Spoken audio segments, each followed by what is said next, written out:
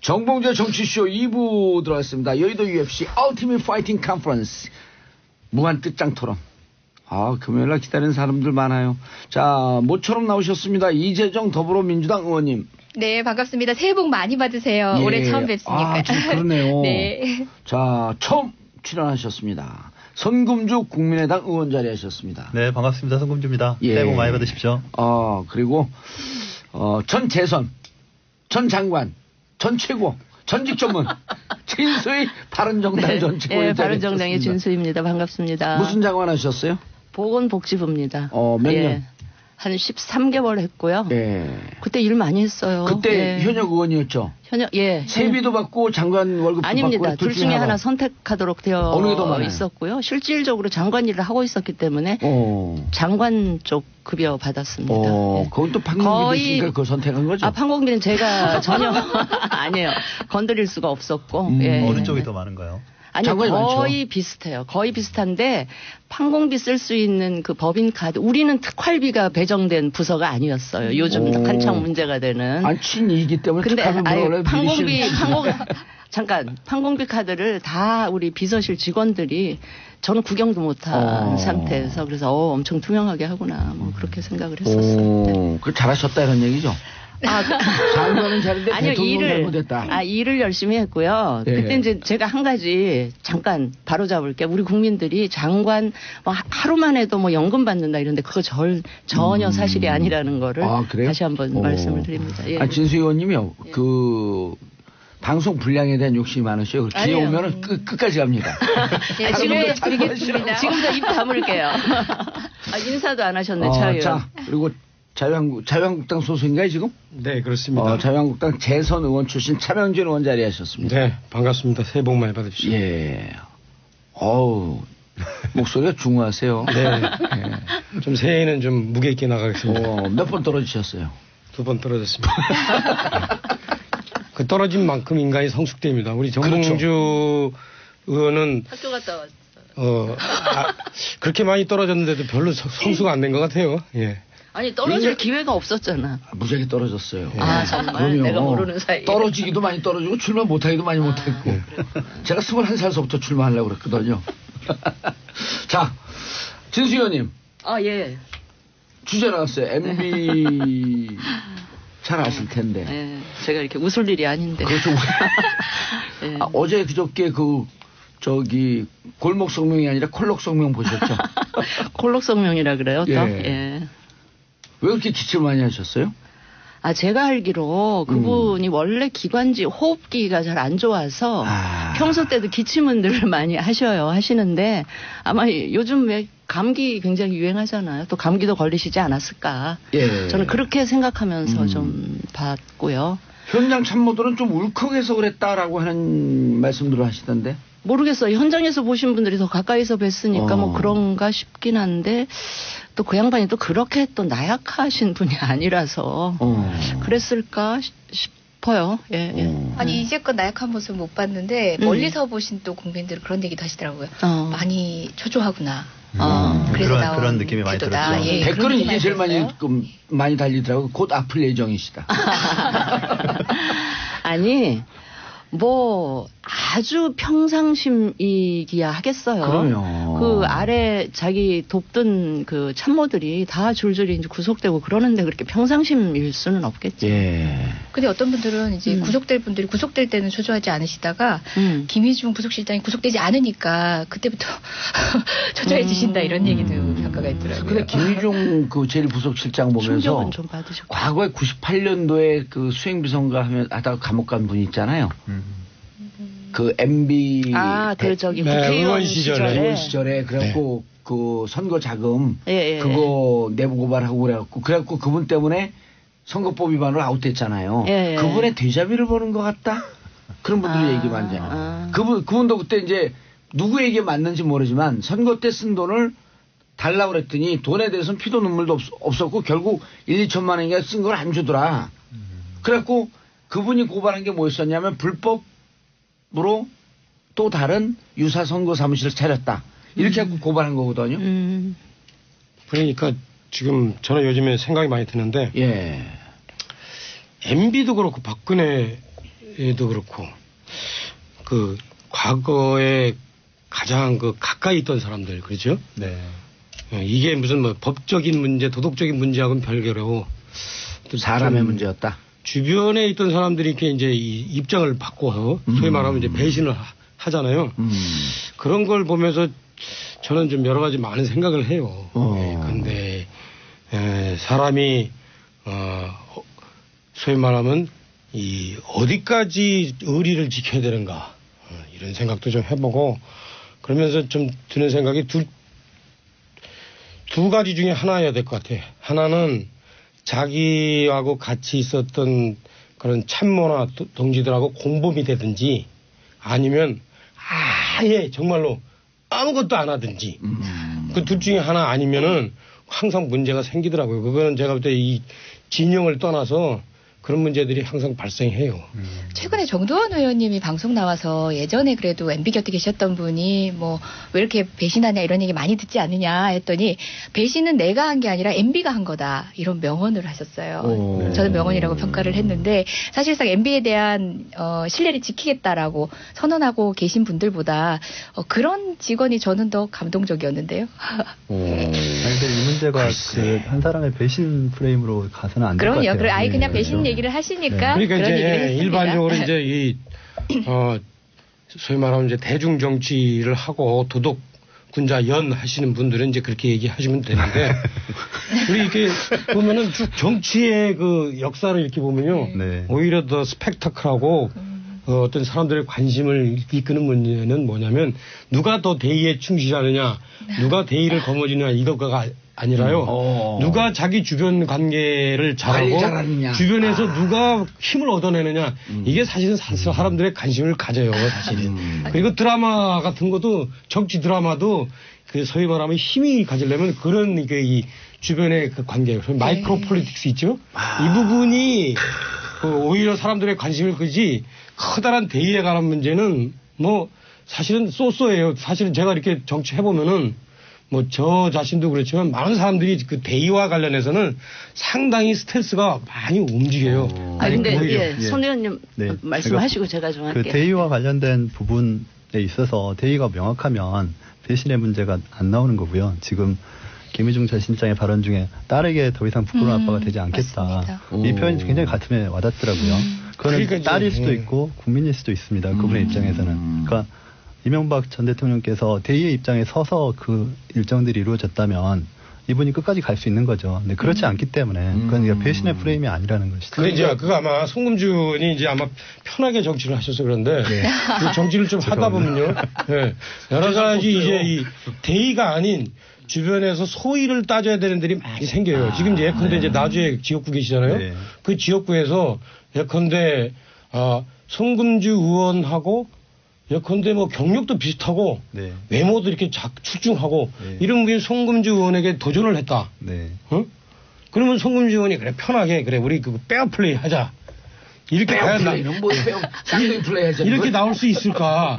사실 이게 상당히 복잡한 문제들이 많이 생겨요. 그리고 뭐 여러 가지 예컨대 이제 자기 그 가정의 대소사 이런 문제가 또 이렇게 얽히고 설키면서 그런데 정치라는 게 그렇게 있잖아요. 그러니까 대의에 충실하면 돼요. 근데 이제 예컨대 제가 아까 저한테 뭐 여기 들어오기 전에 뭐 친 김문수 계열이라고 그러지만 김문수 지사는 어떤 스타일이냐면은 자기하고 아주 가까운 자기 그 비서나 이런 사람들한테도 절대 곁을 안 줘요. 조금만 차갑다는 조금만 뭐 그 구설수가 나오면은 바로 잘라버려요. 대신 자기는 아주 철저하게 자기 주변 관리를 해요. 그러면은 이제 그게 그분한테 이제 어떤 문제가 생기냐? 자신이 입지를 여러 가지 이제 그 뭐 여러 가지 주변에서 이제 뭐 예를 들어 말을 잘못하든가 뭐 경쟁 관계가 있다든가 이렇게 해서 이제 입지가 어렸을 때 자기 도와주는 사람이 없어요. 하지만 잡혀 들어가진 않지. 왜? 잘못한 일이 없으니까. 하지만 거기서 끝나는 거예요, 이렇게. 정치라는 게 그런 상당히 우리 차 의원님이 있어요. 잠시 이제 여의도에서 비껴나가신 지가 좀 되셨는데 또 우리 70년대생 우리 송금주 의원님과 저 같은 경우는 그런 걸 조금 아직은 드라마에서 보던 이제 야사로만 듣던 얘기고요. 사실 이제 대의만으로도 승부를 해도 국민이 호응해주고 분명히 그런 분위기가 시작된 건 맞고 국민들도 잘 알고 있는 것 같아요. 근데 이제 제가 한 가지 조금 유감스러운 거는 다 지금 국민을 위해 일하도록 되어 있는 공적 영역에 계신 분들 사이에서 일어난 일들을 마치 그 개인 간의 인간관계, 사람 관리 이런 쪽으로 환원시켜서 자꾸 이야기를 끌어가려고 하는 이거는 사실은 장사미사들 술자리에서나 그런 거를 이야기할 일이지 심지어는 언론이나 이런 공당에서도 그런 이야기를 서슴없이 하면서 그게 마치 그 사람이 잘못한 거냐. 이렇게 몰아가는 이 분위기에 대해서 저는 굉장히 유감스럽게. 소수의 마초적 남성들이 하죠. 그런 걸 좀 즐기고 소비하시는 분들도 없지는 않은 것 같아요. 그러면서 이걸 갖고 뭐 의회. 손대기로 하는 거예요. 아니, 이러면서 이걸 의인이 배신인이 마치 조폭 집단의 언어로 이걸 치환해서 이 상황을 분석하는 거에 대해서는 굉장히 유감스러워요. 국민들은 되게 차명진 의원이요. 서울대 정치학과 출신이에요. 정치학과 박사과정까지. 박사과정이고. 과정까지 확실한 게 아까도 얘기했지만 정치하고 종교하고 차이가 뭐냐면 종교는 철저하게 개인이 벗어난 어떤 그 대의를 갖고 하는 건데 정치인이잖아요. 그 과정에 인간의 오육칠정이 결합돼 있어요. 아까 정도원 의원도 지금 정도원 의원도 있잖아요. 그 지금 많은 분들이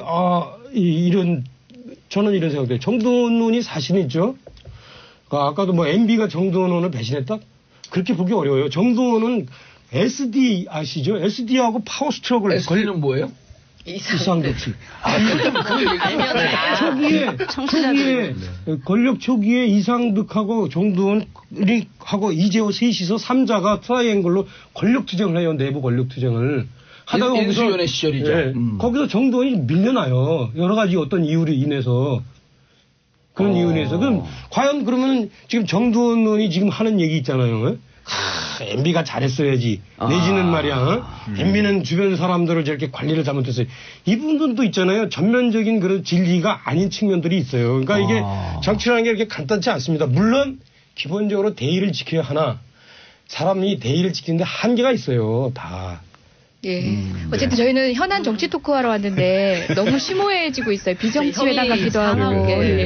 수준으로. 예, 진행자님. 아니, 근데 저기 우리 차명진 의원이 제가 오랫동안 알고 있는데 야사와 잡사이능하고 그리고 대용문고등학교를 나왔어요. 용문고등학교 유명한 정치인들이 많아요. 지금 사무총장 하는 우상호. 아니, 사무총장 국회. 김규홍이 거기. 김규홍하고 동기동창이고요. 우상호, 임종석의 선배예요. 예, 제 후배들입니다. 예, 용문고등학교. 근데 거기서 뿌리가 있습니다. 현역 잘 나가는 3명 이외에 조금 좀 밀려나 있으니까 좀 감정적으로 이해 좀 해주세요. 자, 정치 보복이라고 했어요. MB. 어떻게 보셨어요? 진수 의원님. 정치 보복이다. 경계가 애매모호하죠. 노무현 대통령의 그 비극적인 그런 사건이 없었다면 또 그렇게 보는 게 무리일 수도 있는데 이제 그런 게 있었기 때문에 좀 그렇게 볼 수 있는 여지도 있다. 그래서 저는 이번 기회에 제가 그 생각이 났어요. 제가 그 10년 전에 노무현 전 대통령 이 수사하고 뭐 그런 과정에서 이게 또 몇 년 후에 또 악순환의 어떤 그렇게 빠지면 어떻겠나 걱정이 돼서 수사는 드러났으니까 하되 전직 대통령에 대한 예우 차원에서 그냥 대승적으로 이렇게 이 대통령의 결단으로 이렇게 가는 게 그러니까 덮는다는 표현이 조금 그렇지만 그렇게 가는 게 전체 국민들 또 국익 또 우리나라가 한 걸음 앞으로 가야 된다라는 그런 측면에서 보면 그랬으면 좋지 않겠나 뭐 그런 생각도 했는데 그거를 어디다가 제가 뭐 이렇게 얘기하기는 그랬는데 그랬으면 좋겠다. 이재호인데 아니요 그런 생각을 하던 그 즈음에 노 대통령 그 비극적인 그 당시에 예 그런 일이 있었어서 뭐 하여튼 그 기억이 갑자기 오늘 나는 청와대에서는 우리가 검찰을 지금 이래라 저래라 하면서 가이드라인 주는 거로 이렇게 얘기하지 마라. 그래서 청와대가 노무현 대통령 문제 끄집어낸 거에 대해서 격하게 저는 믿고 싶어요. 믿고 싶은데 어제 대통령께서 뭐 분노했다. 라고 한 표현을 검찰은 그렇게 가볍게 흘려듣지를 않을 수가 있기 때문에 저는 이 집권 세력이나 화가 나더라도 좀 쿨하게 이렇게 하고 그 수사를 좀 조용하게 진행을. 당하는 사람은 정치보복이라고 얘기할 수 있지만 예. 그 집권 세력은 그냥 입 다물고 있어라. 아니 화는 나겠지만 그런 또 반발이 있을 수가 있기 때문에 좀 쿨하게 검찰 수사를 그냥 조용히 지켜보는 해서 뭐 저게 법적으로 위법한 게 있으면 법 절차대로 처리하는. 참고로 제 프로그램에 나오시는 여당은 방청객 모드입니다. 예, 저는 많이 듣고 갑니다. 예, 많이 듣고 있습니다. 어떻게 보셨어요? 문재인 대통령 정치인이던 시절부터 또 후보자이던 두 번의 후보자 과정에서도 가장 지지자들이 가깝했던 표현이 너무 정제된 표현만 쓰시던 분으로 유명합니다. 섣불리 어떤 단어를 통해서 지지자들에게 호소해서 휘감는 그런 카리스마, 좋게 말하면 카리스마, 나쁘게 말하면 그런 술수는 쓰지 않는 분인데요. 그분이 이 정도의 단어를 썼다는 것은 굉장히 많은 것을 내포하고 있고 저는 문재인 대통령의 지지자 그리고 또 저희 정당인 우리 정당 내부 목소리도 다르지 않습니다. 비슷한 온도를 느끼고 있는데요. 일단 요것과 구별해서 말씀드리건데 MB의 성명 어떻게 봤느냐. 본인으로서는 최선의 변명이자 최악의 변명을 한 거라고 봐요. 최선의 변명이라고 한 거는 정치보복이라는 단어를 언급한 거. 제가 변호사였지만 법정에서 유죄받는 피의자 피고인들도 본인은 결백하다는 얘기 안 하는 사람 없습니다. 응당 피의자로서 피고인으로서 할 수 있는 변명한 거고요. 그다음에 최악의 변명이라고 한 것은 노무현 대통령을 언급한 겁니다. 스스로 그때가 정치 보복이었음을 인정한 겁니다. 저는 한 가지 말씀 더 드릴게요. 진수희 장관님 제가 평소에 존경하고 합리적인 생각 저도 많이 따르려고 노력하지만 대통령의 결단으로 어쨌든 이 부분을 종집을 찍을 수 있는 정도의 그런 문화가 필요하다 하셨는데 저는 우리나라 이 대한민국 한반도에 그 누구도 이런 MB의 혐의와 범죄의 혐의를 덮을 수 있는 권한이 있는 사람은 아무도 없습니다. 만약 문재인 대통령이 증거 덮는다.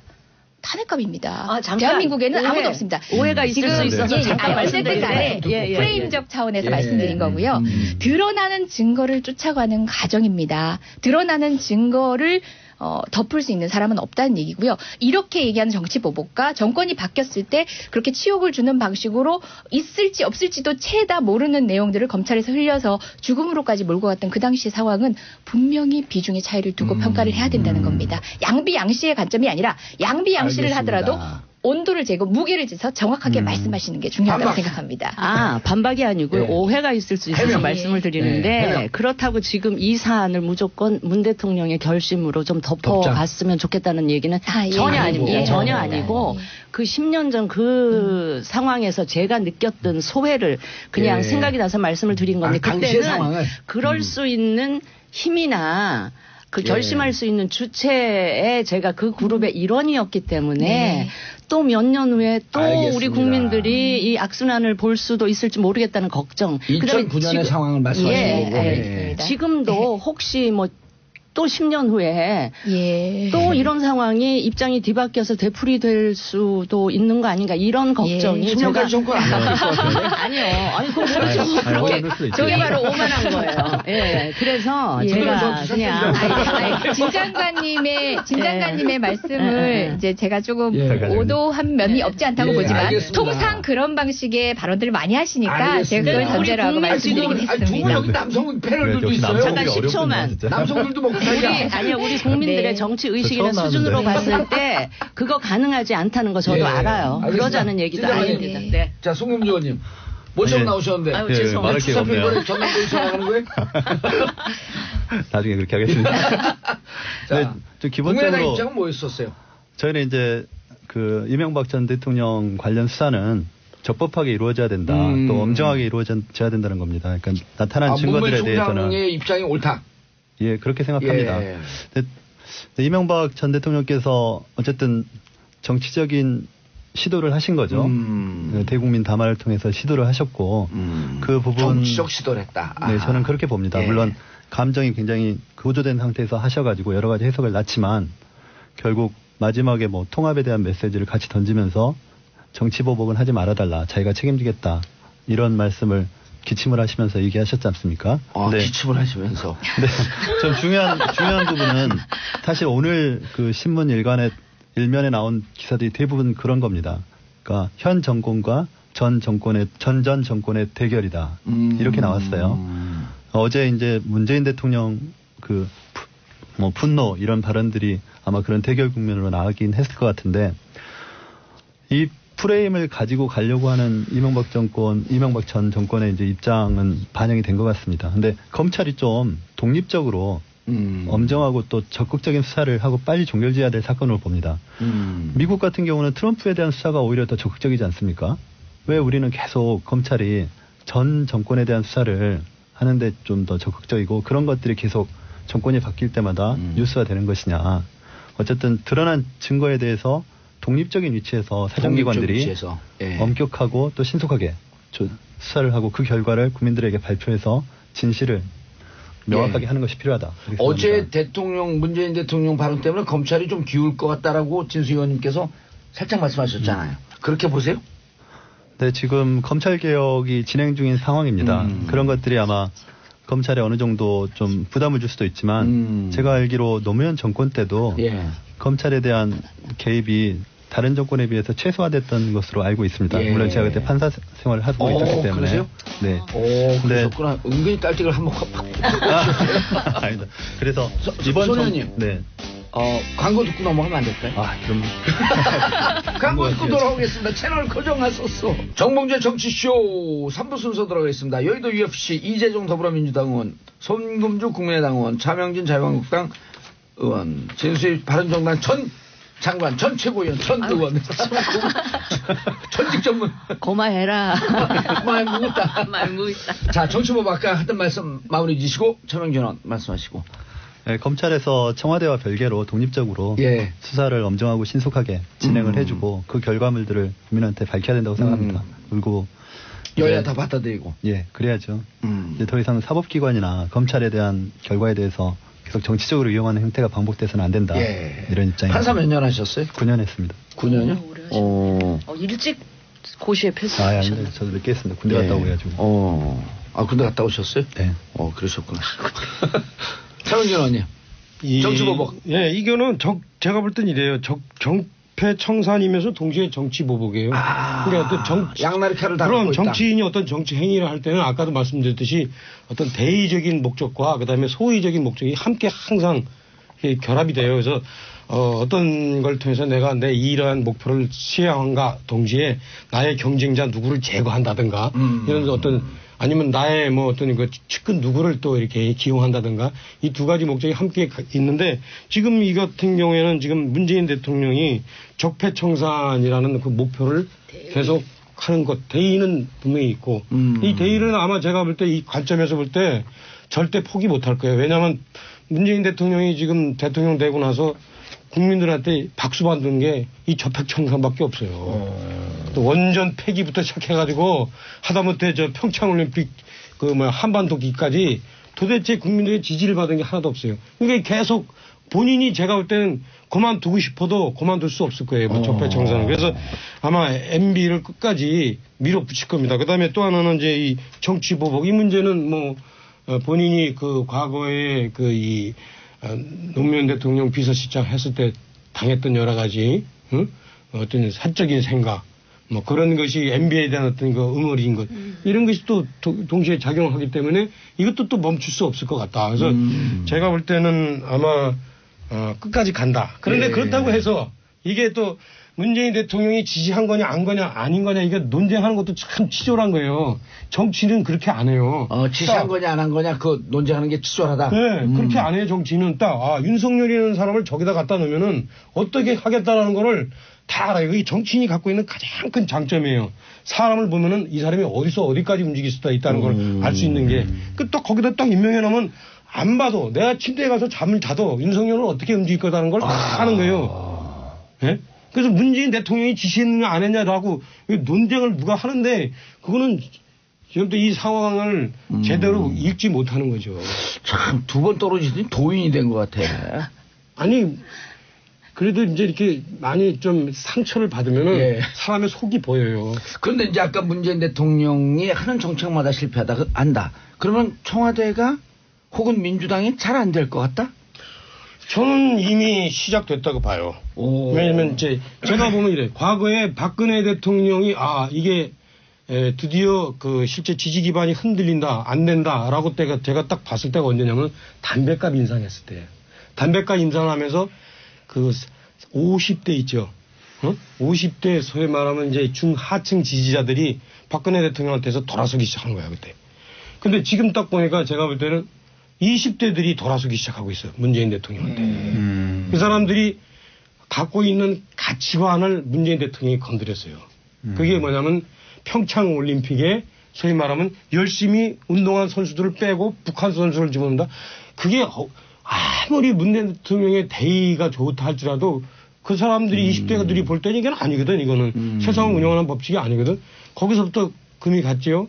또 이 소위 말하면 비트코인에 대해서도 이 비트코인을 소위 말하면 정통파 경제학자들은 소위 말하면 이 은행이나 국가가 뒤에서 신용을 담보하지 않는 화폐는 가짜다라고 얘기하는 것 자체가 20대의 경제관이면은 와닿지 않는 거야. 그 사람들. 누군가가 오히려 더 나라보다 더 나를 신용을 보장해준다라는 생각을 20대들은 하는 거예요. 그래서 누군가가 완전히 돈을 빼지 않는 한 그 돈이 계속 돌면 그 신용이 보장이 되는 게 그게 기본 경제 법칙인데 이거를 문재인 대통령이 역시 그 문재인 대통령도 기성세대였던 거야. 이거를 이제 지금 보니까 많은 지금 현 정부의 그 국가를 운영하는 사람들이 비트코인 자체를 완전히 근거가 없다고 생각하는 거야, 지금. 근데 이거는 좀 제가 볼 때 이게 쭉 경제의 전반적인 흐름을 제대로 읽어내지 못하는 거고, 그게 이제 20대한테 안 맞은 거예요. 그래서 알겠습니다. 거기서부터 벌써 균형이 왔고. 무너지고 있다. 네.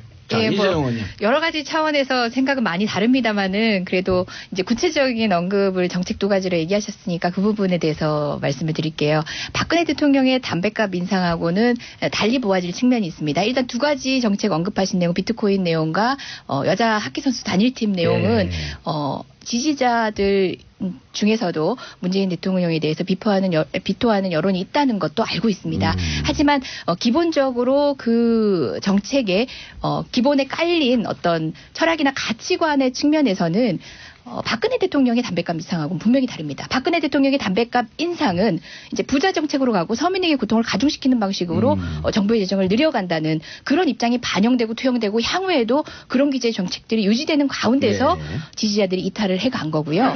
그렇지만 이번 건 같은 경우는 협조를 위한 노력이 필요하고 설득을 위한 지속적인 소통이 필요하다는 측면에서는 저는 이번 사태를 인식하고 있지만 말씀하신 전망에 대해서는 다른 입장입니다. 그러니까 그 부분은 조금 이 정치를 있잖아요. 이렇게 부자냐 아니면 가난한 자냐 이렇게 해서 보면은 야당할 때는 편해. 하지만 국가를 운영할 때는 그렇게 보면요 필히 아마추어란 소리 들어요. 지금 가난한 사람 중에서도 최저임금을 인상을 당해야 할 아르바이트와 또 그 최저임금 때문에 가게 문을 닫아야 될 소상공인 이게 이해가 대립되고 있는 상황에서 거기서 한쪽 편을 들었다. 사회 갈등 구조가 얼마나 복잡한데 단편적으로 제가 간단히 정리를 들이대지 마세요. 그 설득을 통해 희생을 구하는 것에 대해서 제가 좀 납득이 잘 안 가는 부분입니다. 사실 그러니까 담배값 인상 문제하고 사실 그 동일 평면에서 아이스하키 단일팀 구성이나 비트코인 문제를 접근할 수는 없죠, 당연히. 근데 사실은 그 개인의 땀과 희생을 노력을 가지고 쟁취해낸 그 올림픽 출전권 아니겠습니까? 그 부분에 대해서 어떻게 국가가 그 개개인에 대해서 희생을 얘기할 수 있는가? 이 부분에 대한 문제 제기를 해야 되는 겁니다. 비트코인에 대한 문제도 마찬가지죠. 그러니까 처음에 비트코인이라는 그러니까 블록체인 비트코인 체제가 나왔을 때 사실 제도권의 그 금융권에 대한 불신에 기해서 이 화폐가 등장을 했단 말입니다. 그리고 이 화폐에 대해서 젊은 층이 또 제도권에 대한 반발을 가지고 있는 분들이 어떤 신뢰성을 준 거죠. 물론 그것이 이제 지금 굉장히 너무 지나치게 투기화 되니까 문제지만 그 문제에 대한 접근을 할 때 정부가 일관된 방향을 가지고 갔어야 되는데 왔다 갔다 했기 때문에 더 어려워진 것 아니겠습니까? 그로 인해서 피해를 본 청년층이 있는 것이고 그분들에 대해서 그 희생을 어떤 대의에 따른 희생이라고 이렇게 볼 수는 없는 것 아니겠습니까? 그렇죠. 그렇게 단편적으로 얘기하고 싶지도 않고 그래서도 안 된다고 생각합니다. 다만 이제 그 두 가지 크랙이 최근에 유일하게 얘기할 수 있는 두 화제인 것 같아서 크랙의 틈을 모든 분들께서 근데 지금 정책적인 내용을 상세하게 들여다봐야 돼. 좀 더 시간이 필요한 말이 안 합니다. 정치적인 얘기를 듣고 싶은 거예요. 민주당이 그런 거잖아요. 것 같다. 그러니까 지금 제가 이야기한 차명진 의원의 분석은 지금까지는 민주당 정부, 그러니까 문재인 정부의 지지율이 고공행진을 해왔지만 이게 약간 시작했다. 적신호가 지금 켜지기 시작한 거 아니냐라는 분석을 차 의원이 하신 거고. 희망사항이에요. 아니요. 객관적 분석인 측면이 분명히 있어요. 왜냐하면 아니 나도 되게 문재인 정부가 너무 빨리 기우는 걸 원치 않아요. 잠깐만. 우리 자유한국당 좀 청소 좀 얘기 안 끝났어. 안 끝났어요. 담배값 인상하고 비교한 건 무슨 얘기인가 하면 제가 이야기에는 박근혜 정부의 주 지지층이 50대, 60대였는데 거기서부터 이반하기 시작해서 이게 문제가 생긴 거고 지금 문재인 정부도 결국 주 지지층에서 뭔가 이 불만스러운 정책들이 나오기 시작하면서 이게 조심해야 된다라는 이 분석을 하신 거지 그 정책적인 컨텐츠 갖고 비교하고 이런 거는 저는 아니라고 보고요. 저는 그래서 지금 뭘 또 밑에 보고 계세요? 아니 준비해 오신 내용 다 하셔드립니다. 다 경청하고 가겠습니다. 공도사 그 페이스에 내가 휘말려가지고 할 얘기를 잊어버릴까봐 지금 어차피 이 고공행진은 지지율 고공행진은 계속 갈 수는 없어요. 맞습니다. 없고 이제 이렇게 이탈자가 생기고 민심이 좀 이반이 될 텐데 그렇다고 그분들이 달리 쳐다볼 데가 없단 말이에요. 대안이 없단 말이에요. 자유한국당이 대안이라고 전혀 생각은 또 그분들이 안 하시죠. 그럴 때 이제 많은 국민들이 그러니까 박근혜 정부에 정말 실망해서 문재인 대통령의 지지를 걸었던 중도에 계신 분들 보수층에서도 그나마 합리적인 분들 또 진보 그 파에서도 좀 그래도 좀 중도에 가까운 온건하신 분들 이분들이 자유롭게 넘어가시죠 그냥. 그래서 진행하고 계신 거예요. 그분들이 기대를 걸 수 있는 저는 대한 정당이 하나 만들어질 필요가 있던 요 타이밍에 바로 그나마 좀 이념적인 지향점이 같은 국민의당과 그 바른정당이 이제 통합하면서 당 이름은 뭐라고 그래요? 국바당이 반국당이에요.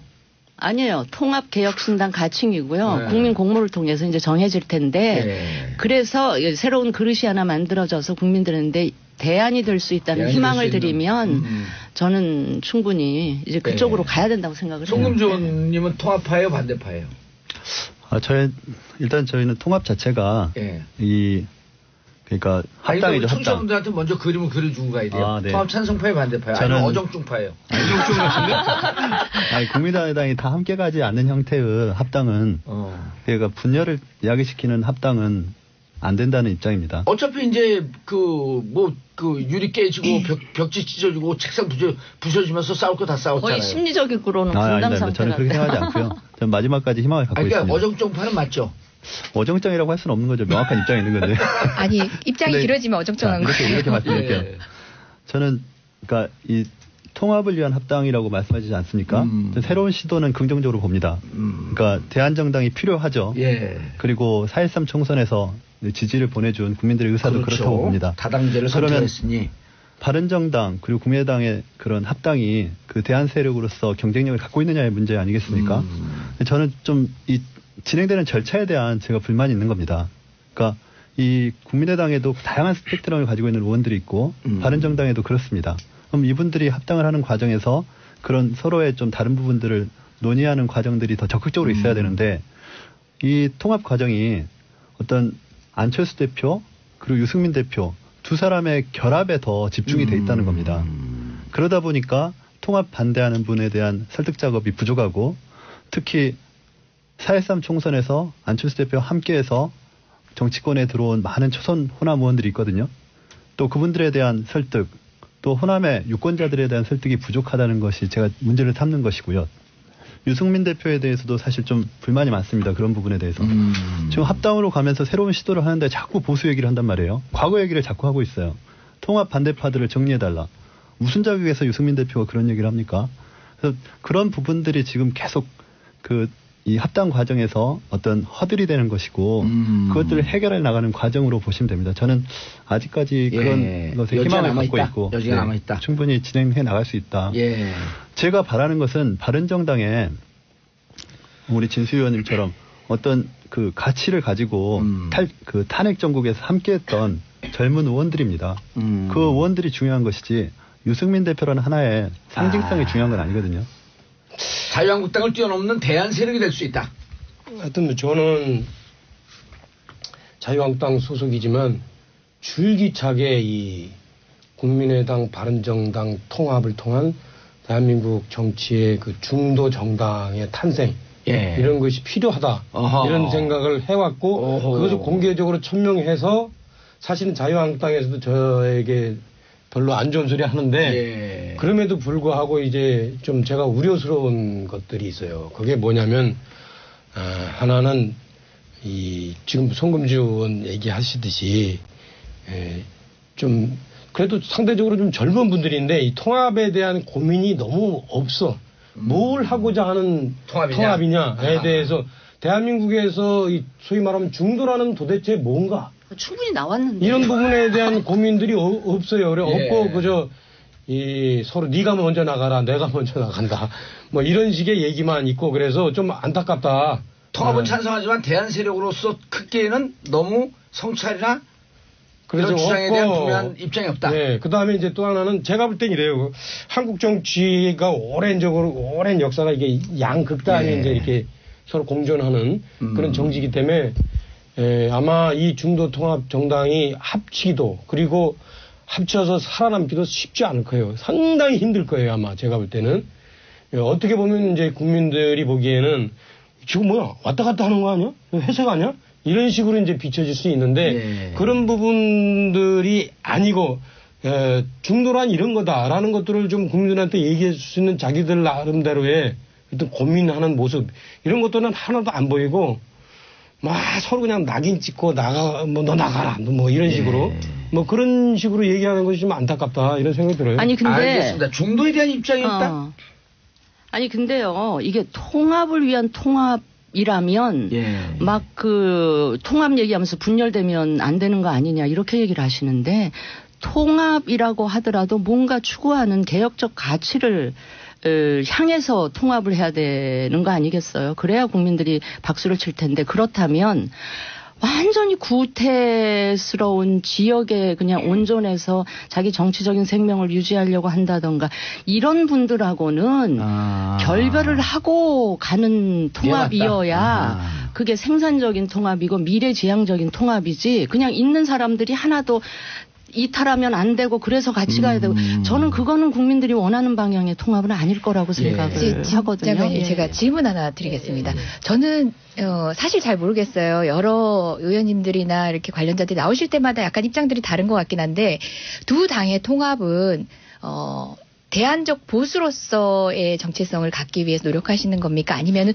또 다른 중도 정당을 만들기 위한 것입니까? 아니 그게 이거냐 저거냐 무슨 이분법적으로 생각할 일은 아니고요. 저는 많은 국민들이 정말 양극단에 있는 거대 두 당이 점유하고 있는 이거 말고 그러니까 중도적인 부분하고 지금 눈살 찌푸리게 하는 소위 보수라고 하는 이게 아니고 보수에서 개혁적인 보수를 그러니까 중간당 되려는 건지 아니면은 기존의 보수 세력을 대체할 목표가 있는 건지 이런 장거리의 목표에 따라서 향후의 스탠스는 굉장히 달라질 수도 있고 지금의 판단도 굉장히 달라질 수도 있을 것 같아요. 중도적인 가치를 지향하는 분들하고 보수에서 좀 보수가 개혁돼야 된다고 생각하는 그러니까, 사람들이 한 몸이 왜 될 수가 없어요. 진수희 최고 얘기하는 거 들어보면 자기들도 자기네들 정책성을 가지고 있는 거야.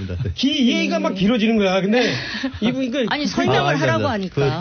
저는 바른정당도 그렇고 국민의당도 그러니까 중간 정당으로서의 정체감을 못 찾다 보니까 오늘날의 위기에 봉착했다고 봅니다. 그래서 그런 것에 대한 스스로의 평가와 앞으로의 전망은 조금 자명해져야 되지 않느냐. 이제 대선 당시에 그 선대위 대변인을 했었습니다. 수석 대변인을 했었는데 누가요? 제가. 좀 고민했다. 근데 그게 굉장히 힘들었습니다. 그러니까 아까 말씀하셨는데 그 양 극단에서 적대적 공생관계가 시작된 거죠. 그 문재인 후보 또 홍준표 후보 사이에서 그 그러니까 서로 띄어지는 시소 게임 속에서 중간에 있는 그 안철수 후보의 입장이 굉장히 어려워지는 거죠. 근데 물론 앞으로도 중간지대에 있는 당의 입장에서는 어려울 겁니다.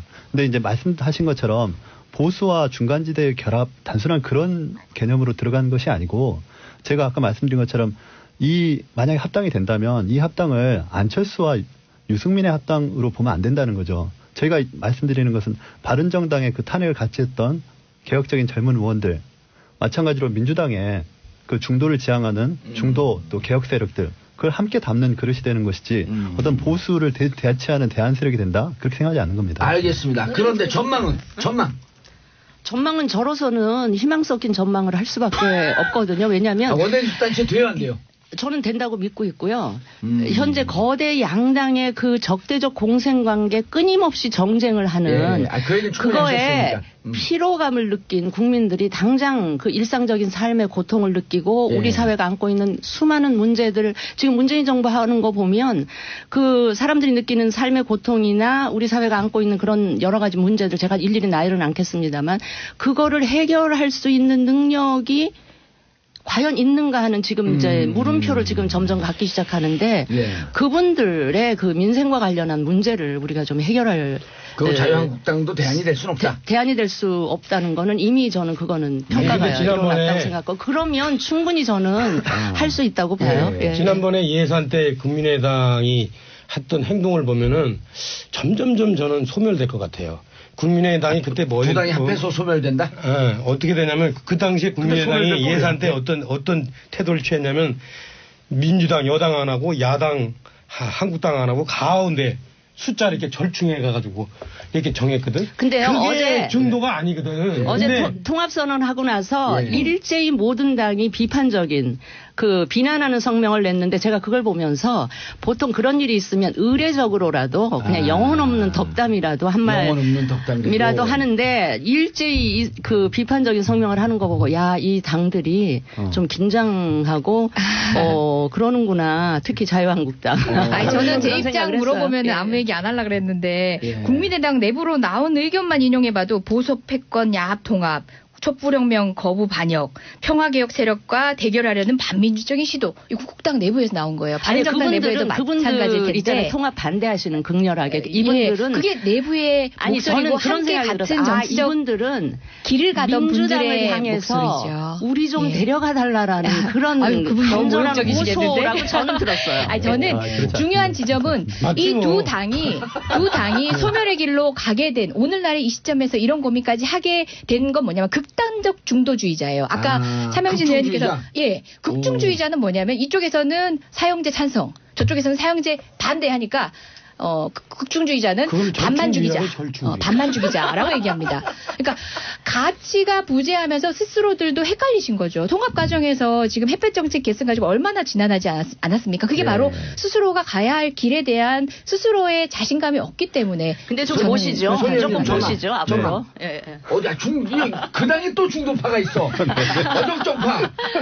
아니 저는 긍정적으로 보고 있습니다. 뭘요? 처음에 안 될 것이라고 하는 걸? 아닙니다. 합당하는 절차에서 충분히 서로 안고 갈 수 있지 않을까. 당이 깨지는 일까지는 발생하지 않을 것이다. 이미 신합당으로 또 바뀌었네. 저는 그렇게 보지 않습니다. 아니 제가 말씀드리는 것은 분열하지 않는 합당이 돼야 되는 것이지 분열을 낳는 합당에 대해서는 반대하는 것이고 서로 그렇게 욕을 하고 어떻게? 아닙니다. 제가 딱 2년 됐습니다. 정치권에 입문한 지. 판사 9년에 정치권 2년. 아니, 판사 9년 하고 이제 로펌 변호사로서 한참 일을 하고 들어왔는데요.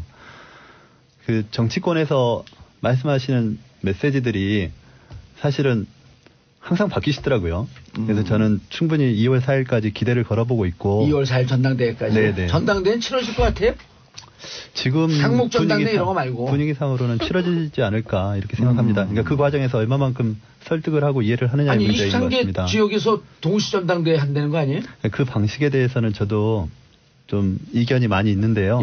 어쨌든 당 지도부에서 그 방식으로 끌고 가는 것 아니겠습니까? 그래서 그 절차까지는 계속 진행될 것이고 그 과정 속에서 절차적인 그런 부족함에 대해서 얼마만큼 서로 논의가 될 수 있느냐 이런 부분이 그게 시대 변화에 맞는 방식 아닌가요? 요새 전당대회 한다고 어느 한 지역에 체육관에 다 몰아넣고 하는 것보다는 그게 왜 온라인 전당대회로 하지? 그게 저기 선관위에서 뭐 허락 안 해준 것도 있잖아요. 온라인 전당대회는 뭐 K보이팅인가 그걸 네, 그거는 애초에 검토하지 말았어야 될 겁니다. 전자인증이라는 것이 이미 그 전제로 돼 있는 것이기 때문에 아마 초반에 검토하는 분들 제 관여를 안 해서 근데 좀 오류가 있었던 것 같고 어쨌든 지금 중도 정당의 필요성은 말씀하시지 않습니까? 물론 그것이 절충주의에 불과하다 또는 극중이다 이런 비판도 있지만 지금 필요한 거는 사실 우리 사회의 여러 가지 문제들에 대해서 실용적으로 접근할 수 있는 세력이 필요합니다. 실용주의 얘기 나왔어요. 실용주의자.